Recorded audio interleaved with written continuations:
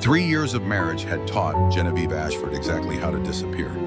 She had perfected the art on her wedding night when Adrian Thornfield, the newly ascended Duke, had escorted her to her chambers with all the warmth of a man delivering a parcel. He had actually bowed, kissed her gloved hand with lips that never quite touched skin, and informed her that her belongings had been arranged in the East Wing. Her belongings, not their belongings.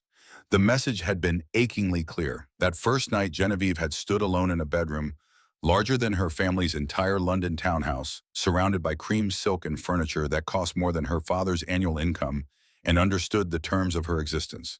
She was the Duchess of Thornfield. She was not Adrian's wife. The distinction she learned mattered enormously. She learned to move through Thornfield Manor like a ghost, present but unnoticed. Breakfast at 8, always in the smaller dining room because Adrian never appeared before sunset. Correspondence until noon, carefully worded letters that revealed neither opinion nor personality. Afternoon calls on precisely the right families, saying precisely the right things, wearing precisely the right shade of forgettable cream. Dinner at 7 when Adrian occasionally joined her in suffocating silence. Their conversation limited to weather and estate matters. Never politics, though she knew he controlled half the Vampire Council. Never art, though she sometimes heard piano music drifting from the West Wing at midnight. Never anything real. 3 years of sleeping in separate wings, entire corridors between them. 3 years of seeing her husband perhaps an hour each day, if that. 3 years of wearing modest string of pearls he had given her as a wedding gift, her only jewelry besides her wedding band. Both felt more like identification tags than adornments, markers of ownership without possession. The pearls she learned carried meanings she had not understood at first. It was Lady Ashworth at a garden party in her 3rd month of marriage who explained with barely concealed pity, "My dear, you are aware of what the pearls signify." The older woman's voice had dripped with false sympathy. In vampire society, pearls on a human wife mean unclaimed, unmarked, available in the eyes of some. Genevieve had touched the strand at her throat, feeling suddenly exposed. "I do not understand." "The Duke has not bitten you." Lady Ashworth had leaned closer, lowering her voice. "Has not bound you. After 3 months, questions are being asked. After 3 years," she trailed off, the implication clear. After 3 years, she was a joke. The Tun began calling her the Pearl Duchess. Not to her face, never to her face, but she heard the whispers, saw the pitying looks from vampire ladies whose throats bore elegant bite scars, marks of claim and devotion. Felt the speculative gazes from vampire lords who wondered if the Duke's human wife might be persuaded to accept a more attentive patron. Genevieve learned to wear the title like armor. Better to be overlooked than scrutinized. Better to be forgotten than to attract dangerous attention. Better to fade into the background than to risk whatever alternative existed in a world ruled by immortal predators. But invisibility came with its own particular agony, because Adrian Thornfield was not easy to ignore. He stood 6 feet 2 inches of controlled power, with dark hair that fell just slightly too long, as if he could not be bothered with modern conventions. Sharp cheekbones that could have been carved from marble. A mouth that rarely smiled but was devastating on the rare occasions it did. And eyes that shifted between warm brown and complete black, depending on his mood, his hunger, his degree of control. She had seen those eyes darken exactly 12 times in 3 years. It happened when he looked at her and thought she was not watching. A glance across the dinner table that lingered a heartbeat too long. An expression that looked almost like hunger before the mask slammed back into place and he retreated to his wing of the manor, leaving her alone with her untouched meal and her string of pearls that announced to the world she meant nothing to him. Those moments never lasted more than a second, but they haunted her, made her wonder what existed behind that impenetrable control, made her wonder if the distance was protection or punishment, made her hope foolishly that perhaps he felt something after all. She should have known better than to hope. The discovery happened in her 3rd month of marriage, though calling it a discovery felt inadequate for the moment when Genevieve's entire understanding of reality shattered. She had been unable to sleep, disturbed by sounds from the West Wing. Not music this time, but something else. Movement. The sense that her husband was awake when the rest of the manor slept. She had walked through darkened corridors in her nightdress and robe, following instinct more than reason. The door to Adrian's private study stood ajar, lamplight spilling into the hallway. She should have returned to her room. Instead, she looked inside. Adrian sat at his desk completely motionless in a way no human could maintain. His jacket had been discarded, his white shirt open at the collar. Before him sat a crystal glass filled with liquid, too dark, too red to be wine. As she watched frozen in the doorway, he raised the glass to his lips and drank. The liquid left a crimson trace on his mouth. She must have made some sound, some betrayal of presence, because his head snapped toward her with inhuman speed. His eyes were completely black, and when his lips parted in surprise, she saw them. Fangs. Elongated canines that had not been there at dinner 3 hours ago, sharp and deadly and absolutely real. They stared at each other across the study. Predator and prey, vampire and human, husband and wife who suddenly seemed like strangers sharing a terrible secret. You should not be here. His voice came out rough, strained. You are... She could not finish the sentence. Yes. He set down the glass with deliberate care movements, controlled to the point of rigidity. I am. How long? 280 years, give or take.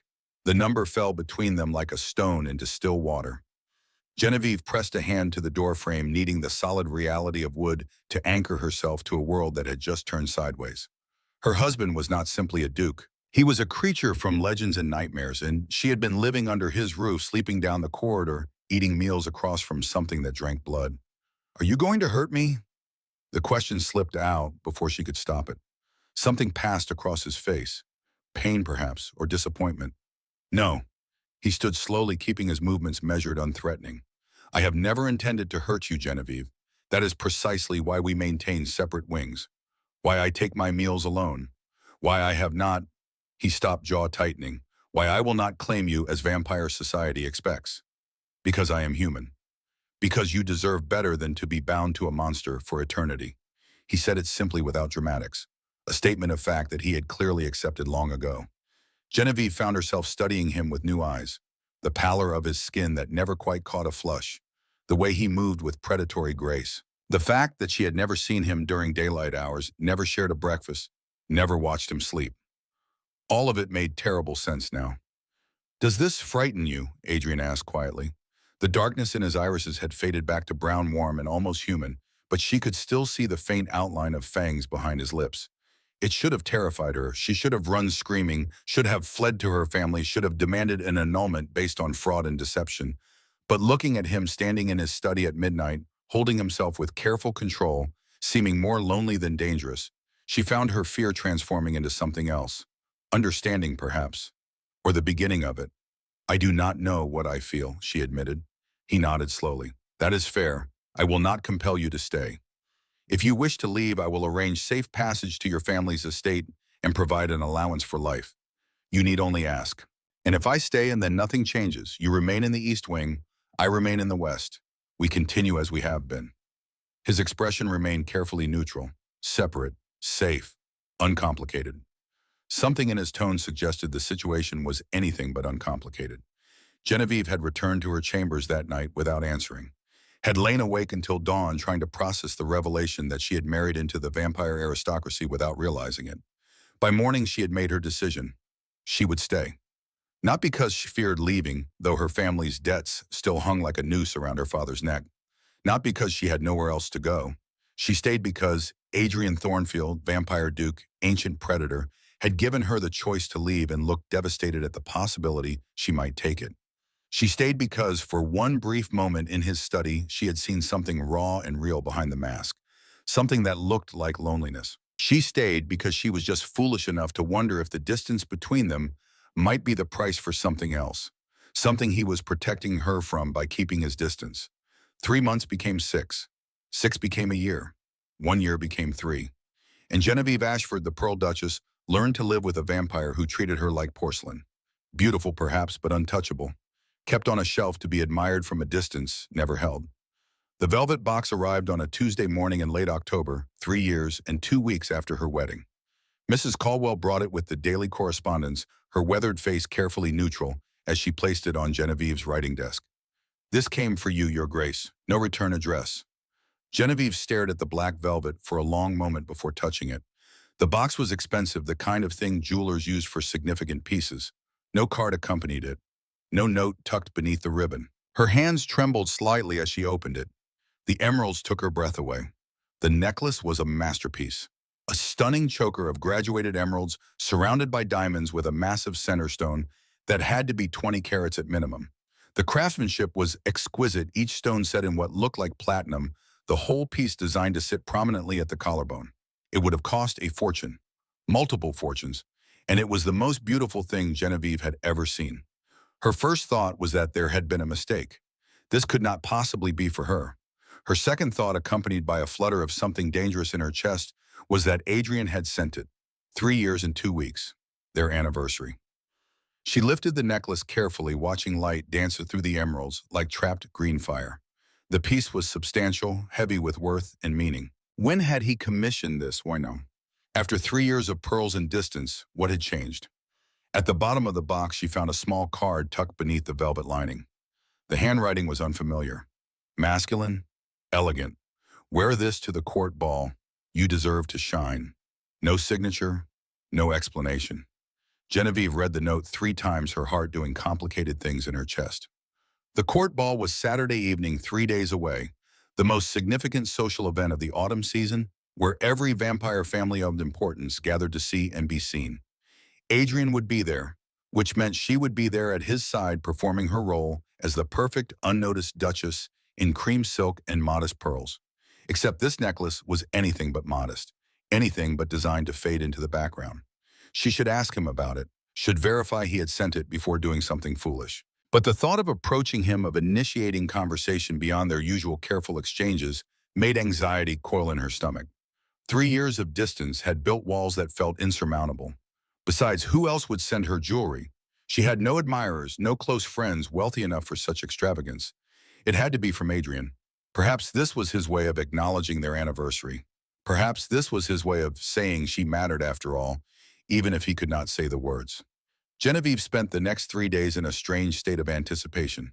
She found herself looking up whenever Adrian passed through a room, waiting for him to mention the necklace, to acknowledge the gift.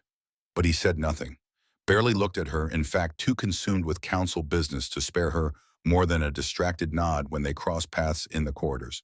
By Saturday morning, doubt had crept in. Maybe she had misunderstood. Maybe she should not wear it. "Maybe your gown is pressed and ready." "Your Grace," Mrs. Caldwell announced, laying out the cream silk Genevieve had chosen for the ball. "Will you be wearing your pearls this evening?" Genevieve looked at the velvet box on her vanity, at the emeralds that seemed to glow with inner fire, at the possibility of being seen, truly seen, for the first time in 3 years. "No," she heard herself say, "not the pearls."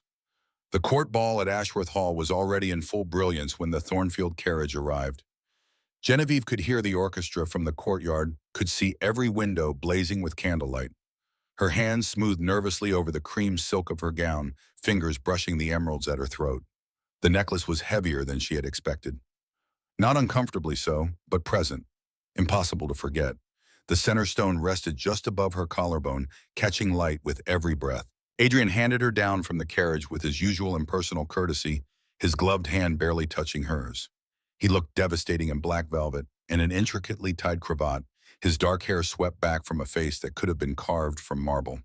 He did not look at the necklace, did not seem to notice it at all. Disappointment curled in Genevieve's stomach, sharp and unexpected. She had been foolish to hope, foolish to think a piece of jewelry could bridge 3 years of careful distance. They entered the ballroom together, and Genevieve felt the immediate weight of scrutiny. Hundreds of pairs of eyes turned their way. Vampire aristocracy cataloging the Duke and Duchess of Thornfield with avid attention, because these were the creatures who held real power, real influence in this glittering immortal court. Genevieve had taken perhaps 5 steps when she felt Adrian go absolutely still beside her, his hand tighten on her elbow. Not painful, never painful, but firm, possessive in a way she had never felt from him before. She looked up confused and found him staring at her throat with an expression she had never seen on his face. The warm brown of his irises had vanished completely, swallowed by absolute darkness. His jaw was rigid, every muscle in his body taut as a bowstring, and that small muscle in his cheek had started ticking like a countdown to detonation. "Where did you get that?" His voice was barely above a whisper, but it carried the weight of absolute command, the kind of tone that made vampire lords kneel and political enemies flee. "The necklace," Genevieve's confusion deepened. "You sent it. There was a note saying to wear it tonight." Something flickered across his face. Shock, then fury, so intense she took an involuntary step backward. His hand followed, keeping her close, his fingers digging into her arm. "I sent you nothing." The words fell between them like a guillotine blade. Around them, conversations died. The orchestra's waltz faded into uncomfortable silence. 300 vampires stopped pretending to breathe, stopped pretending to be civilized, and leaned forward with predatory interest. Because the Duke of Thornfield, who never lost control, was coming apart in the middle of the court ball. Over his wife. "I do not understand," Genevieve stammered. "If you did not send it, then who gave you that necklace?" The question came out louder now, sharp enough to make her flinch. Adrian's free hand rose to her throat, fingers closing around the emeralds with barely restrained violence. Not touching her skin, not quite, but close enough that she could feel the cold emanating from his palm, the tremor running through his fingers. He was shaking. Adrian Thornfield, the man who stared down vampire councils and toppled political enemies with a glance, was shaking. "I thought it was from you," she whispered, suddenly terrified. Not of him, but of what this meant. "I swear, Adrian, I thought you had finally—" "You wore jewelry from an unknown sender to the most public event of the season." His voice had gone deadly soft, which was somehow worse than shouting. "You put unknown gems against your skin, accepted a gift that could have been from anyone, and you did not think to verify the source." Genevieve's cheeks burned with humiliation and growing fear. The entire ballroom was watching the Pearl Duchess finally receive the Duke's attention in the most catastrophic way possible. "I apologize, Your Grace," she managed, falling back on formality because it was all she knew. "It will not happen again." No, his hand tightened fractionally on the emeralds before releasing them like they burned. "It will not." He stepped back, putting inches of distance between them that felt like miles. When he spoke again, his voice carried to every corner of the silent ballroom. "You will wear what you came in tonight, but you will stay where I can see you. Do you understand?" It was not a request. Genevieve nodded mutely. Adrian turned on his heel and strode toward the card room, leaving her standing alone in a sea of avid, calculating faces. The whispers started immediately. "Did you see? The Duke actually touched her. Those emeralds, are they the Thornfield matriarch stones? I thought they were lost. Someone gave his wife the family jewels. This is delicious." Genevieve stood frozen, trying to understand what had just happened. Adrian had not sent the necklace, which meant someone else had. Someone who knew enough about vampire society to make a public statement. Someone who wanted to embarrass the Duke or challenge him, or her blood ran cold. In vampire culture, jewelry given to another vampire's mate was a direct insult, a claim, a challenge. And she had walked into the court ball wearing it like a fool. The rest of the evening passed in a blur of whispered speculation and sidelong glances. Genevieve went through the motions, accepting congratulations for nothing, making conversation that slid off her like water dancing when required with vampire lords who held her too carefully like she might shatter. But through it all, she could feel Adrian's eyes on her. Every second, every breath, every movement tracked with an intensity that made her skin prickle with awareness. He stood in the card room pretending to play whist with Lord Ashworth and two vampire councilmen, but his attention never wavered from her. She could feel the weight of his voice like a physical touch, cold and possessive, and absolutely relentless. She had wanted his attention for 3 years. Now she had it, and it felt like being hunted. By the time their carriage arrived to take them home, Genevieve's nerves were shredded. Adrian handed her in with the same cold courtesy as always, his face a perfect mask. But once the door closed and they were alone in the darkness, she felt the temperature drop 10 degrees. "Remove it," he said quietly. Her hands went to the clasp, trembling. The emeralds felt heavy now, wrong. A weight she could not bear another moment. She placed the necklace carefully on the seat between them, as far from both of them as possible. Adrian did not touch it, did not even look at it. The darkness in his eyes remained fixed on her, unreadable in the shadows. "Tomorrow morning you will give that to Everett." His voice was perfectly controlled, now emotionless. "He will have it examined and traced." Everett was Adrian's head of security, a vampire with a reputation for ruthless efficiency. "Yes, Your Grace." "And Genevieve." He leaned forward slightly, and she could see his face now in the dim light filtering through the curtains. Could see that the mask had slipped entirely, revealing something raw and dangerous underneath. "Until we know who sent this and why you do not accept any packages, any deliveries, any correspondence that has not been screened first. Do you understand?" She nodded, not trusting her voice. "Say it." "I understand." Adrian sat back, but his gaze never left her, not for the entire ride home. And when they arrived at Thornfield Manor, when he escorted her to her chambers in the East Wing, something he had never done in 3 years of marriage, his hand stayed possessively on her lower back the entire way. At her threshold, he stopped. "Lock your door tonight," he said, then quieter almost to himself, "and pray I find out who did this before I lose what remains of my control." He walked away down the corridor, and Genevieve stood frozen in her doorway, her heart pounding. Behind her on her writing desk, the velvet box sat empty and accusing. Ahead of her, she could hear Adrian's footsteps echoing through the manor, pacing like a caged animal. Something had broken tonight. Some barrier that had kept them at careful distance for 3 years. And Genevieve had the terrifying suspicion that there was no going back. The next morning, Everett arrived at Thornfield Manor before sunrise. Genevieve watched from her window as Adrian met him in the courtyard, both vampires speaking in low, urgent tones. She could not hear the words, but she could see Adrian's body language. Rigid, controlled, lethal. When Everett left an hour later, he carried the velvet box and 3 pages of Adrian's handwriting. The surveillance started immediately. Genevieve did not notice it at first. The changes were subtle. A new footman who seemed to be in every room she entered. A maid who appeared whenever Genevieve went to the gardens. The stable master suddenly very interested in her daily walks. It was Mrs. Caldwell who confirmed her suspicions 3 days later. His Grace has instructed that all your correspondence be brought to him first, the housekeeper said carefully as she delivered the morning post, or rather did not deliver it. The silver tray sat empty for the first time in 3 years. All of it, Genevieve's voice came out sharper than intended. All of it, Your Grace? And any packages or deliveries as well. Mrs. Caldwell hesitated, then added quietly, He is having your mail screened, your movements tracked. I am to report if anyone unusual attempts to contact you. The words should have made Genevieve angry, should have felt like a violation of privacy, like being treated as a child or a prisoner. Instead, something warm and dangerous unfurled in her chest. Adrian was protecting her. The realization hit with unexpected force. For 3 years, she had believed herself overlooked, forgotten in all but name. But now he was having her watched, having her guarded, screening her mail with the same obsessive attention he gave to council business. She mattered to him. Somehow impossibly, she mattered. The thought terrified and thrilled her in equal measure. The morning brought no answers, only questions wrapped in protection. Genevieve woke to find her world had shrunk overnight into something both suffocating and strangely comforting. Everywhere she turned, Adrian's influence followed, not controlling her, but guarding her from threats she could not see, and waited for answers that refused to come. 5 days after the court ball, Everett returned. Genevieve was in the morning room pretending to read correspondence. She was no longer allowed to open herself when she heard voices in the corridor. Adrian's low rumble and Everett's clipped military responses. She should not have eavesdropped. Should have given them privacy for whatever grim news Everett brought. But 3 years of being overlooked had taught her how to be silent, how to fade into furniture, how to hear things not meant for her ears. The emeralds came through Blackwood and Sons, Everett was saying. High-end dealer, very discreet. They were commissioned 6 weeks ago by a buyer using the name Thorn.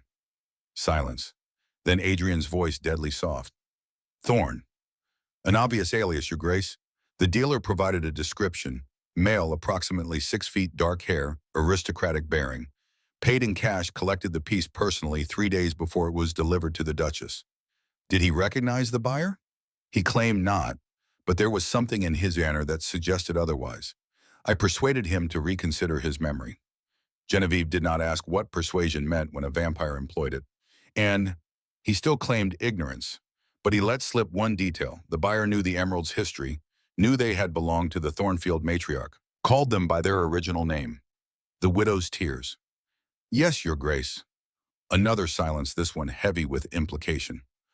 Only 3 people alive know those emeralds by that name, Adrian said finally. Myself, Lord Chancellor Blackwood, and Dorian. The name fell between them like a stone into deep water. Genevieve pressed closer to the doorway, her heart hammering. Dorian Thornfield, Adrian's younger brother. The vampire she had met exactly once at her wedding before Adrian had exiled him from Thornfield Manor under circumstances no one would explain. Your brother has been seen in London, Everett confirmed. He returned from the continent 2 months ago. Quiet arrival, no announcements, but my sources placed him at several gaming hells and one particularly disreputable bloodhouse. You are certain. As certain as I can be without direct observation.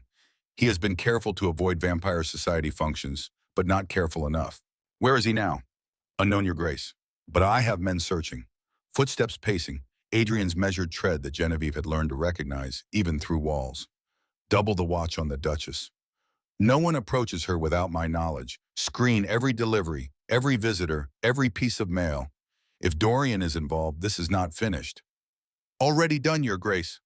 And Everett, Adrian's voice dropped even lower, if my brother comes near my wife, you do not wait for orders.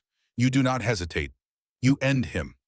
The words were spoken without heat, without emphasis, a simple command that carried the weight of absolute authority. Genevieve felt ice slide down her spine. Understood, Your Grace. Footsteps retreating, a door closing. She fled back to her seat, arranging her skirts, her hands, her expression into perfect calm, seconds before Adrian appeared in the doorway. He looked at her for a long moment, and his gaze searching her face as if trying to determine what she had heard. Good morning, she said, proud that her voice did not shake. Good morning. He did not move from the doorway. I trust you slept well? As well as can be expected. I am having the locks on your chambers reinforced, and Everett will be assigning additional men to the East Wing. It was not a request, not quite an explanation either. Is there something I should know? Genevieve asked carefully. Adrian's expression remained perfectly controlled, but she saw the muscle jump in his jaw, saw the way his hands curled into fists at his sides before he forced them to relax. Only that you should not go anywhere alone, not the gardens, not the village, not even within the manor itself. If you need something, ask Mrs. Caldwell. She will ensure you are accompanied. For how long? Until I say otherwise. He turned to leave, then stopped. Genevieve. He did not look at her. Trust that I am doing this for your protection, not to cage you. I know. He left without another word, and Genevieve sat in the morning room understanding with perfect clarity that she had become bait in a trap she did not fully comprehend. 7 days after the court ball, Genevieve could not sleep. She had tried for hours lying in her bed while her mind replayed Adrian's words over and over. I sent you nothing. Lock your door tonight. Pray I find out who did this before I lose what remains of my control. What control was he losing? What was he protecting her from? And why, after 3 years of careful distance, did the emerald necklace shatter everything between them? At midnight, she gave up on sleep. She told herself she was going to the library for a book. Told herself the light she had seen beneath Adrian's study door had nothing to do with her decision. She was lying. The manor was silent as she moved through darkened hallways in her nightdress, in robe, bare feet soundless on Turkish rugs. Adrian's study was at the far end of the West Wing, past the portrait gallery, where generations of Thornfield vampires stared down with disapproving eyes. She had never ventured there at night, had never had reason to seek out her husband's private domain. Until now. The door stood ajar, lamplight spilling into the corridor. Genevieve approached slowly, her heart hammering, and peered inside. Adrian sat in his reading chair, still fully dressed in evening clothes, though his cravat had been discarded and his collar hung open. His head tilted back against the leather, eyes closed, dark circles visible even from the doorway. He looked exhausted. More than exhausted. He looked haunted, like a man fighting battles on fronts no one else could see. Papers littered the desk beside him. Reports, correspondence, all stamped with official seals. Updates from Everett, she realized. He had been hunting while she lay awake thinking about him. Genevieve knew she should leave, knew that intruding on this moment of vulnerability would cross a line they had carefully maintained for 3 years, but her feet carried her forward anyway. The small preparation room off his study still held warmth in its kettle. Adrian always kept tea available for late-night work, a habit Mrs. Caldwell had mentioned once. The only human thing about him, perhaps. Genevieve found his preferred blend, a strong black tea from India, and prepared it exactly as she had seen the servants do. Steeped for 4 minutes. No sugar, no cream. She brought it to him, silently setting the cup on the table within reach. His eyes opened. For 1/2 second, just half a second, the mask was completely gone. She saw loneliness so profound it made her chest ache. Saw exhaustion in something that looked like desperation. Then awareness returned, and Adrian straightened, every wall slamming back into place. You should be asleep, he said, his voice rough with fatigue. So should you. I had work to finish. Genevieve glanced at the papers scattered across his desk. Reports from Everett, updates on the search for whoever had sent the emeralds. You have been hunting all week, she said quietly. Have you found anything? Something flickered across his face. Not yet, but I will. Adrian, do not. He stood abruptly, putting distance between them. Do not say my name like that when you are standing in my study at midnight wearing nothing but a nightdress.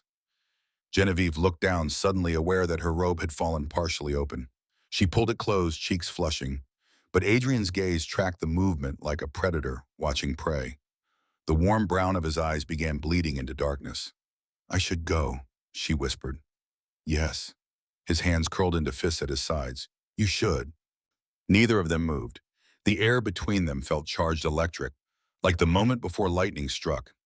Genevieve could hear her own heartbeat, could see the pulse jumping in Adrian's throat, the black swallowing the brown in his irises. She turned to leave to flee back to her safe east wing before something shattered. But as she moved past the table, her hand brushed his. The contact was brief, barely a second. Skin against skin, her warmth against his cold. But Adrian jerked away like she had burned him. The teacup rattled dangerously amber liquid, sloshing over the rim. He stepped back, putting the full width of the room between them.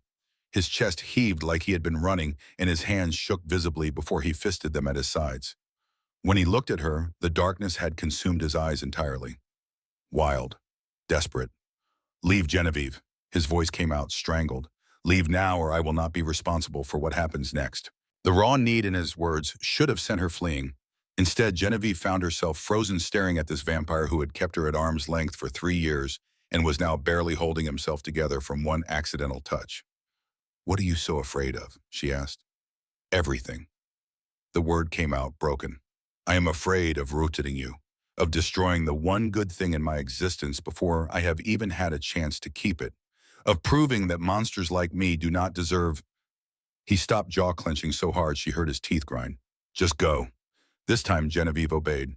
She fled back to her chambers and locked the door, her hands still tingling from that brief contact.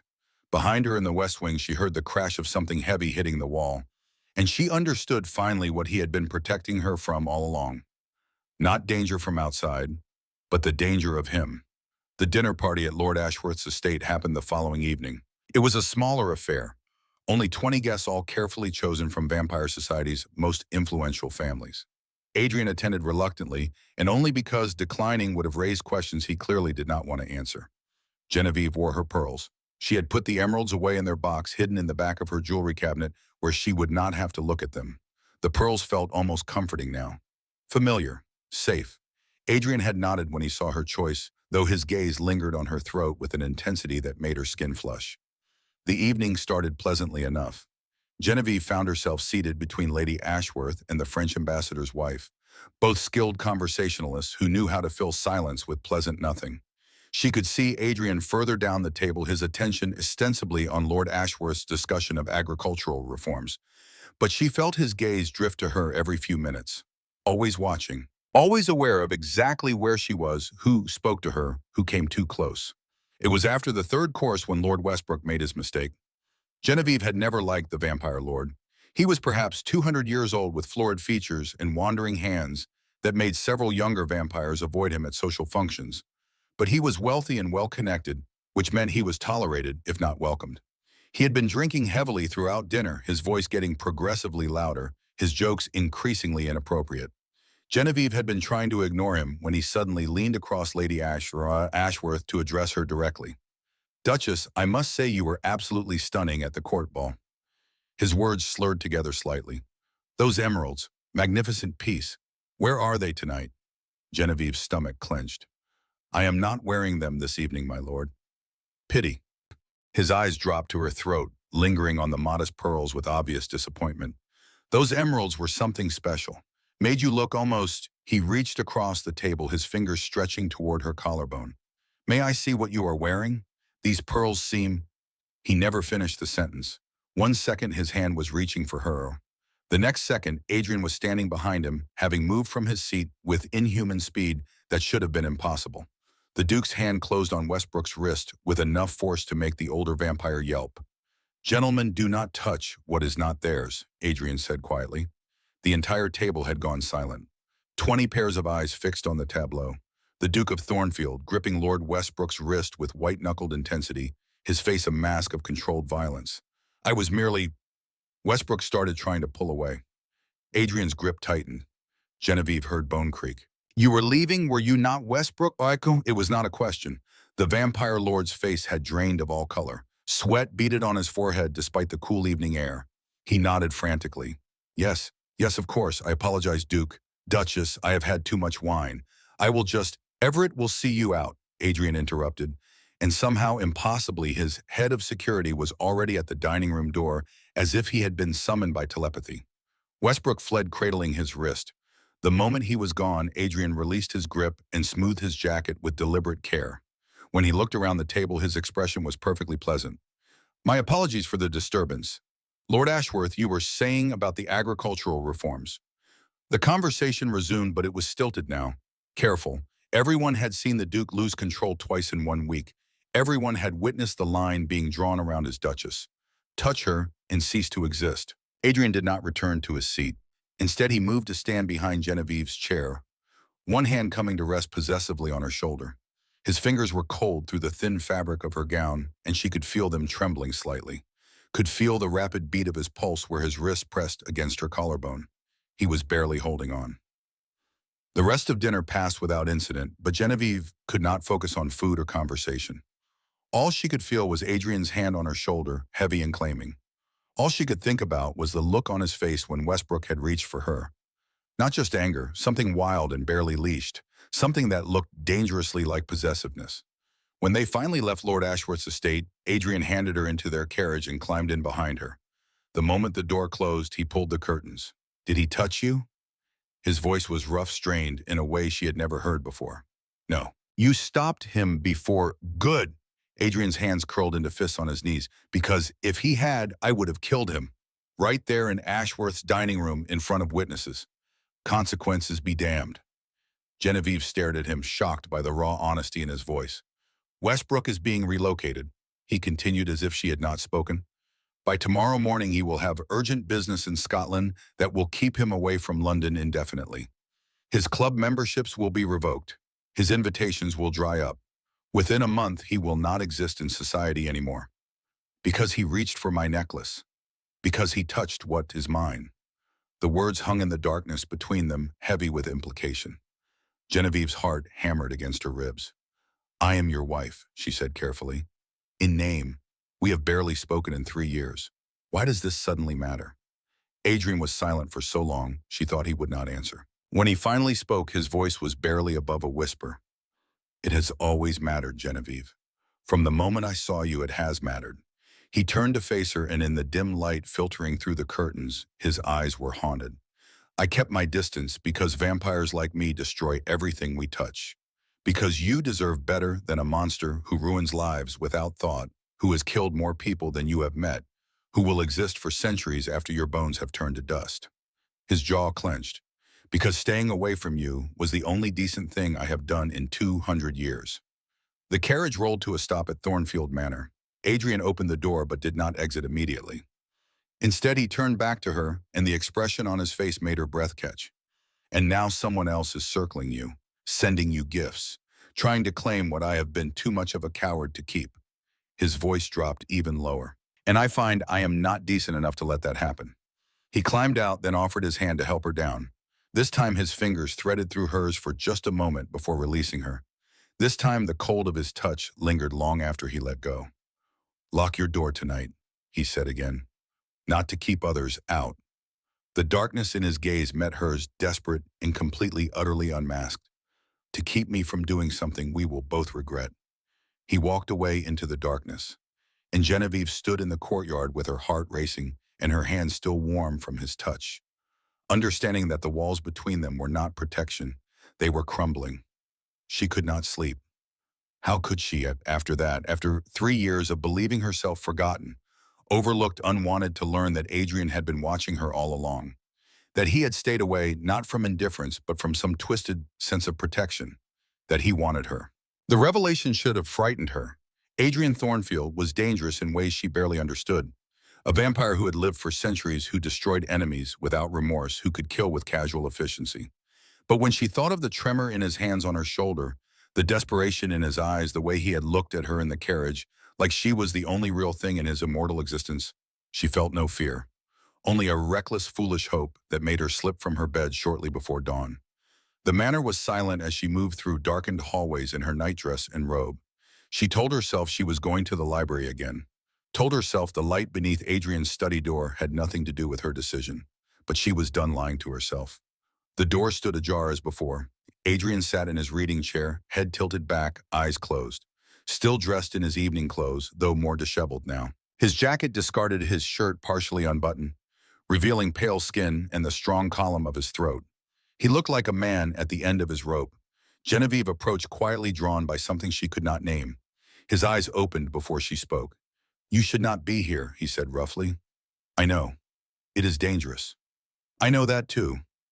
He sat up slowly, every movement careful, controlled, as if he did not trust himself to move quickly. "What do you want, Genevieve?" The question hung between them. What did she want? She barely knew herself. "I want to understand," she said finally.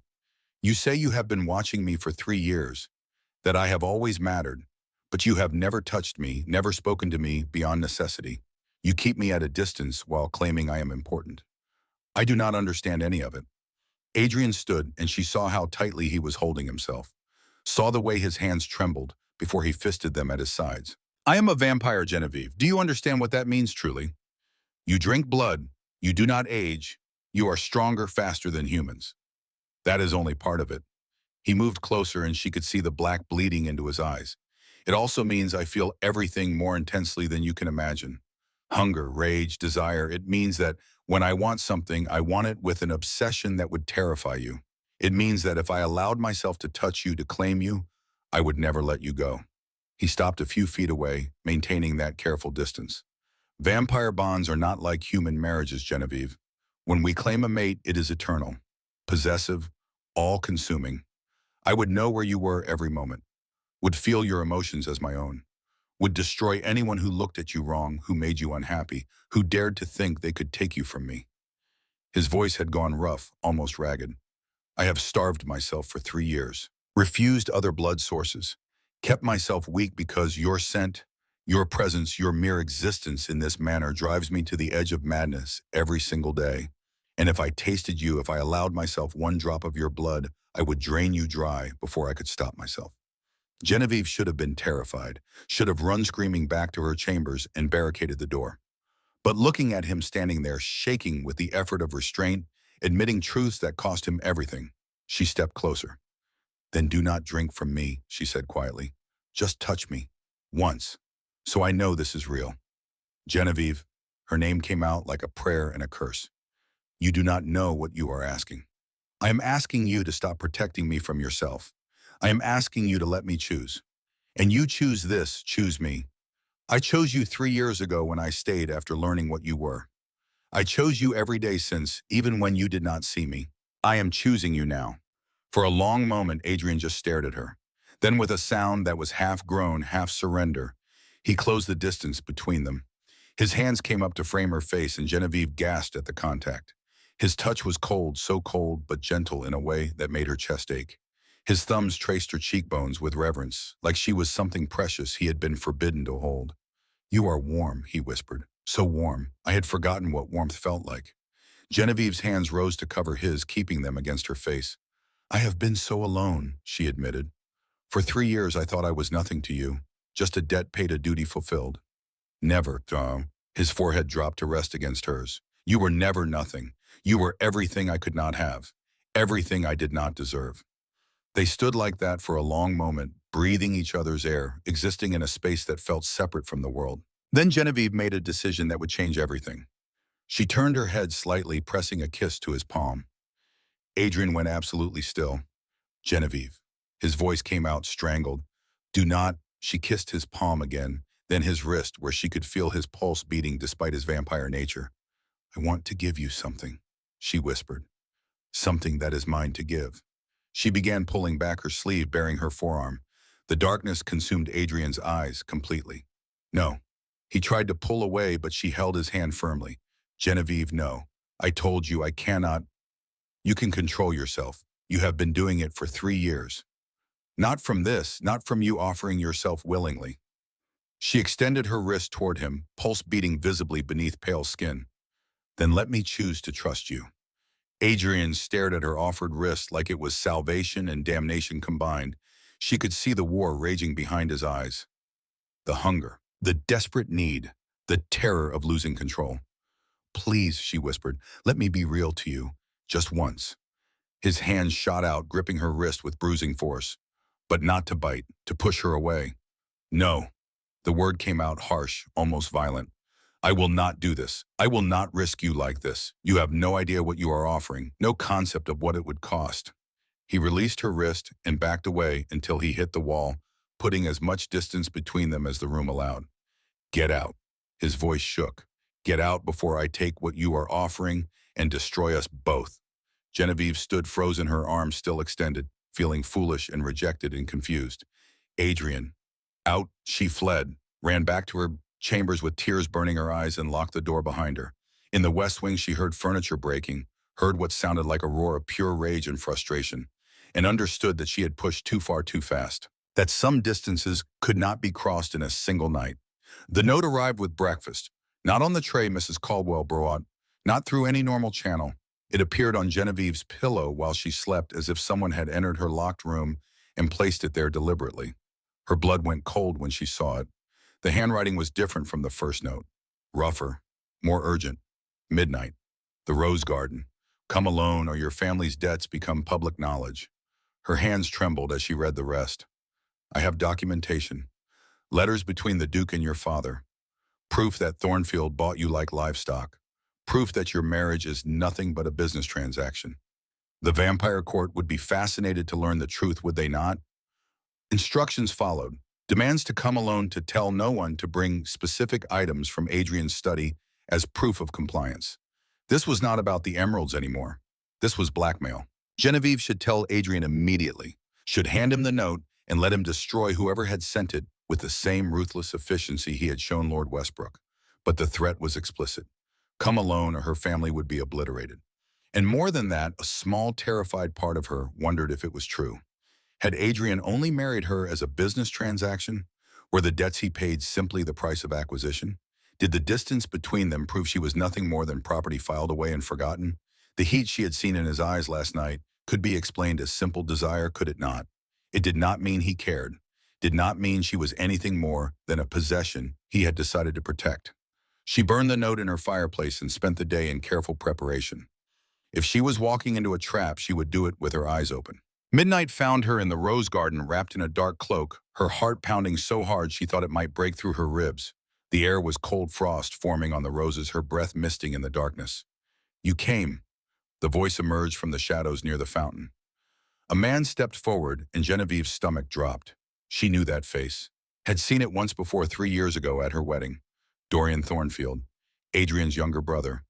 You, she breathed. You sent the emeralds. The widow's tears belonged to our mother. Dorian moved closer, and in the moonlight she could see the resemblance to Adrian. The same dark features, the same sharp jaw. But where Adrian carried himself with controlled power, Dorian radiated bitterness. They should have been mine, but Adrian took everything. The title, the estate, the political influence. He even took you. I do not understand. What do you want? I want what he stole from me. Dorian's smile was cruel. I want to watch him suffer the way I have suffered. And you, dear sister-in-law, are the key. Behind him, Genevieve saw movement in the shadows. More figures, at least 3, maybe 4. This was not just blackmail. This was something worse. The debts, she said, stalling. You have proof. I have everything. Letters between Adrian and your father. Documentation of every pound he paid.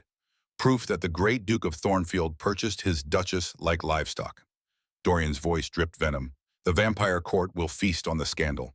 And when Adrian is destroyed by it, when his reputation is in tatters and his political career is ruined, I will finally have what should have been mine all along. You are his brother. He stopped being my brother the day he exiled me for wanting what was rightfully mine. Genevieve's mind raced. She needed to run, needed to scream, needed to do something. But Dorian's men had spread out, blocking the exits. She was trapped. Now then, Dorian continued, reaching for her arm, you are going to come with me quietly, and we are going to... He never finished the sentence. Adrian emerged from the darkness like an avenging angel, moving with lethal speed and absolute silence. 1 second, Dorian was reaching for her. The next, he was on his knees with Adrian's hand locked around his throat. You made a mistake, brother. Adrian's voice was deadly calm. You touched what is mine. Adrian, Dorian choked out, his face turning red. No. Adrian's grip tightened. You do not get to speak. You do not get to breathe near her. You do not get to exist in the same city as my wife. The other figures had frozen, clearly not expecting the Duke to appear. But Everett materialized from the shadows behind them, along with what looked like a small army of Adrian's security forces. They were surrounded. "Did you really think I would not know?" Adrian asked, his voice soft and terrible. "Did you really think I would let my wife walk into danger without protection?" He looked at Genevieve then, and the darkness in his eyes was absolute. "I have had men following you since the moment that necklace arrived. Every move you made, every breath you took, I knew." Genevieve's eyes widened. He had been watching all along, protecting her even when she thought herself alone. Adrian released Dorian, letting him collapse, gasping to the ground. "Everett, take my brother and his accomplices somewhere we will not be disturbed. I will deal with them shortly." "Yes, Your Grace." As Everett's men dragged Dorian and his conspirators away, Adrian finally turned to Genevieve. The fury in his eyes made her take an involuntary step back. "You came alone," he said quietly, "to a midnight meeting with a blackmailer, without telling me, without asking for help. He threatened my family. Your family is protected." The words came out harsh, almost violent. "Has been protected since the day we married. Every debt paid, every creditor satisfied, every threat neutralized." He moved toward her, slowly, deliberately, like he was afraid of what he might do if he moved too fast. "Did you really think I would leave them vulnerable? Did you think so little of me that you believed I would let anyone hurt you through them?" "I did not know what to believe," Genevieve whispered. "You have kept me at a distance for 3 years. You barely speak to me. How was I supposed to know you cared about anything beyond the marriage contract?" Adrian stopped inches away from her.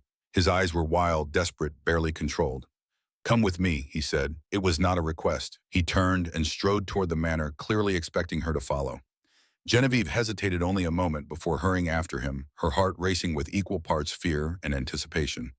Whatever happened next would change everything, and there would be no going back. Adrian led her through darkened corridors with purpose, his stride long and controlled, though she could see the tension radiating from every line of his body. He did not speak, did not look back to see if she followed.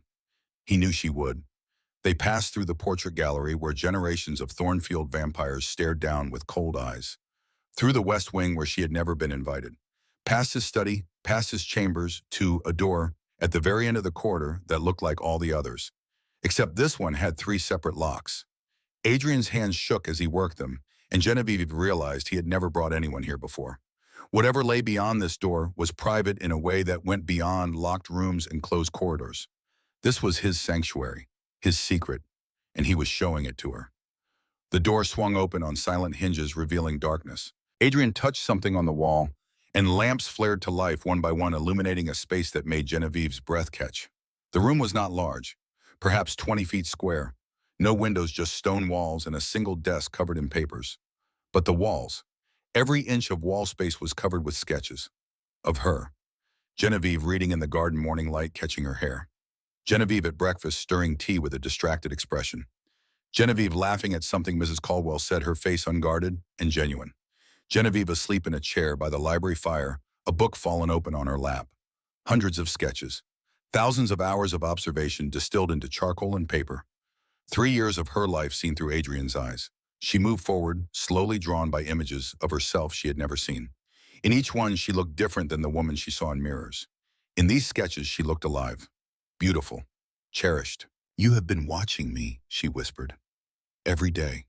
Adrian's voice came from behind her, rough and raw. "Every moment I could steal, every second you were not looking." She turned to find him standing in the doorway, blocking his own escape, his expression devastated. "Why? Because I am a monster who cannot help himself. Because looking at you was the only way I could have you without destroying you. Because in 280 years of existence, you are the only thing that has ever made me feel alive." He gestured to the sketches surrounding them. "This is what you wanted to know. This is the truth of what I am. Not the Duke who controls vampire politics. Not the creature who drinks blood and lives forever. Just a man so obsessed with his wife that he spends every night drawing her face because it is the only way he can breathe." Genevieve's eyes burned with tears she would not let fall. She moved to the desk, seeing it more clearly now. Not just papers, but journals. Leather-bound books stacked precisely, each one labeled with dates. She opened the top one. Adrian's handwriting, precise and controlled, filled every page. Day 47. "I listened to her laugh today in the morning room with Mrs. Caldwell. It is the most beautiful sound I have heard in 200 years. I wanted to go to her to make her laugh again, to be the reason for that joy. Instead, I retreated to my study and tried to forget. I failed, day 134. She wore blue today. The color makes her eyes look like summer sky. I have never cared about seasons before. Now I measure time by whether or not I will see her at dinner. Pathetic, day 302. I want to bite her so badly I am shaking. Her scent drives me mad. The pulse in her throat calls to me like a siren song. I have been starving myself for weeks hoping it will help. It does not. Nothing helps except distance, and even that barely works. I am losing this battle. God help me, I am losing. Genevieve's hands trembled as she turned pages reading entry after entry of longing and restraint, desire and self-loathing love that had nowhere to go. Day 651. 2 years today. She looked at me across the dinner table with such sadness in her eyes. I am hurting her with this distance. I know it. But the alternative is worse. If I touched her, if I allowed myself one moment of weakness, I would never let her go. And she deserves better than to be claimed by a monster. Day 891. 3 years tomorrow. I have loved her every single day. She will never know.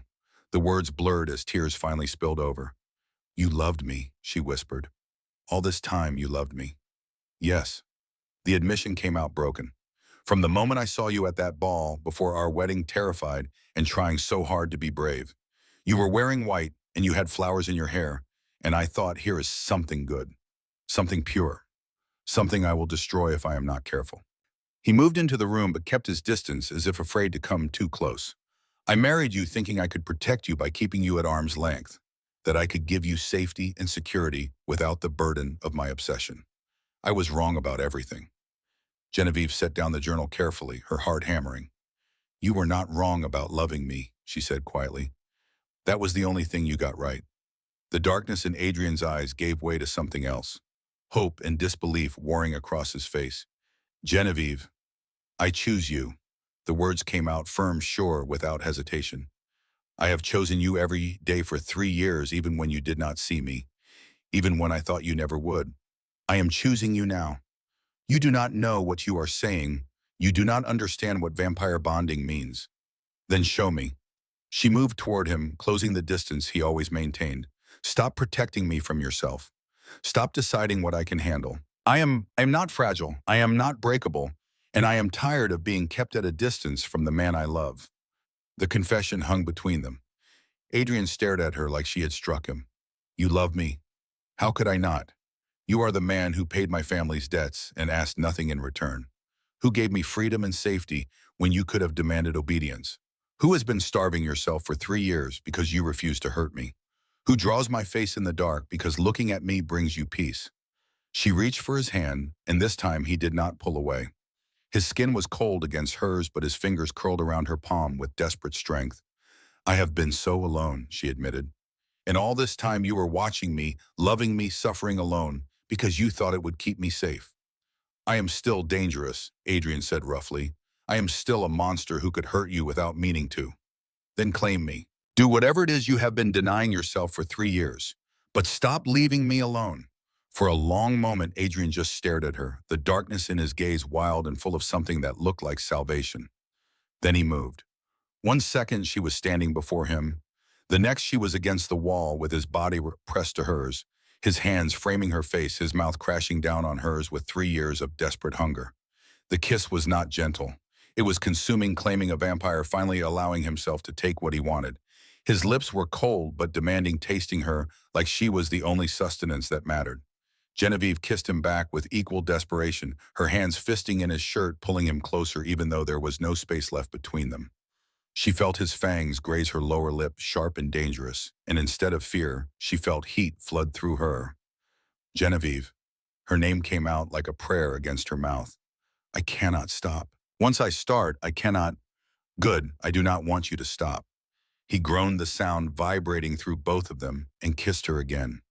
Deeper this time, more thorough, like he was memorizing the taste of her. When he finally pulled back, they were both breathing hard, though only one of them needed air. I need to do this properly, Adrian said roughly. The darkness in his eyes was complete now, fangs visible when he spoke. I need you to understand what you are agreeing to. He took her hand and brought it to his mouth, pressing a kiss to her palm. Vampire bondings is not like human marriage. When I claim you, you will feel everything I feel. My emotions will become yours. You will know when I am near, when I am hunting, when I am angry or afraid or desperate for you. And I will know the same of you, always, for as long as you live. Will it hurt? The bite, no. I would never hurt you, but the bond itself, he hesitated. It will change you. You will still be human, still mortal, but you will be mine in ways that go beyond law or custom. Are you certain you want this? Genevieve looked at him standing there, giving her one last chance to escape, offering her freedom when it clearly cost him everything. She had never been more certain of anything. I want this. I want you. I want all of it. Adrian's control finally shattered. He pulled her to him and buried his face in her throat, breathing her in like she was oxygen. Tell me if it becomes too much, he whispered against her skin. Tell me if you need me to stop. Then his fangs pierced her wrist. The sensation was strange. A sharp pressure, then warmth flooding through her veins like honey. Not pain, but intensity. Pleasure mixed with something deeper, more primal. She felt Adrian's emotions crash into her like a wave. Hunger, relief, love so profound it made her knees weak. Possession, devotion. 3 years of denied longing finally being satisfied. It was overwhelming. It was perfect. When he pulled back, the darkness in his eyes had shifted to deep crimson, and there were 2 small marks on her wrists that gleamed like rubies in the lamplight. Mine, he whispered, pressing a kiss to the marks. Finally mine. Genevieve felt the bond settle into her like a new heartbeat, could feel Adrian's presence in her mind now, not thoughts exactly, but emotions. Awareness. The certainty that he was there, that he would always be there. I can feel you, she said wonderingly, as I feel you. Adrian pulled her close, holding her like he would never let go. Warmth, chum. Oh, after 200 years of cold emptiness, you are light in life and everything good. They stayed like that for a long time, wrapped in each other, letting the bond strengthen between them. Finally, Adrian spoke. Dorian must be dealt with, and the court must be informed of our bonding. Genevieve tensed. What will you do to him? What he deserves. What anyone who threatens you deserves. She pulled back enough to look at him, seeing the vampire lord who destroyed enemies without mercy. He is still your brother. He stopped being my brother when he put you in danger. But he is family, and she hesitated.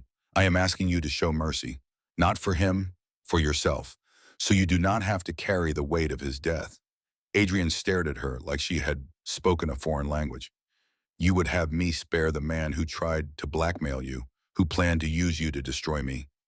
I am asking you not to become the monster you fear you are. I am asking you to let me influence you toward mercy instead of vengeance. For a long moment, Adrian said nothing. Then his hand came up to cup her cheek, his expression softening. You are going to ruin me, he said quietly. Make me soft. Make me weak. No, I'm going to make you human as a vampire can be. He kissed her forehead, gentle this time. Very well. Mercy. For you, only for you. 3 days later, the invitations went out. A special court ball at Thornfield Manor. Attendance mandatory for all vampire aristocracy within 100 miles of London. The Duke and Duchess had an announcement to make. The speculation began immediately. Was the marriage dissolving? Had the Duke finally decided to set aside his unclaimed human wife? Genevieve heard the whispers through Mrs. Caldwell, who heard them from the other servants, who heard them from visiting staff of other vampire houses. The Pearl Duchess was about to be discarded. She smiled and said nothing. Let them think what they wanted. They would learn the truth soon enough. The evening of the ball, Mrs. Caldwell brought her a dress Genevieve had never seen before. It was the color of fresh blood, deep crimson silk that caught the light like liquid rubies.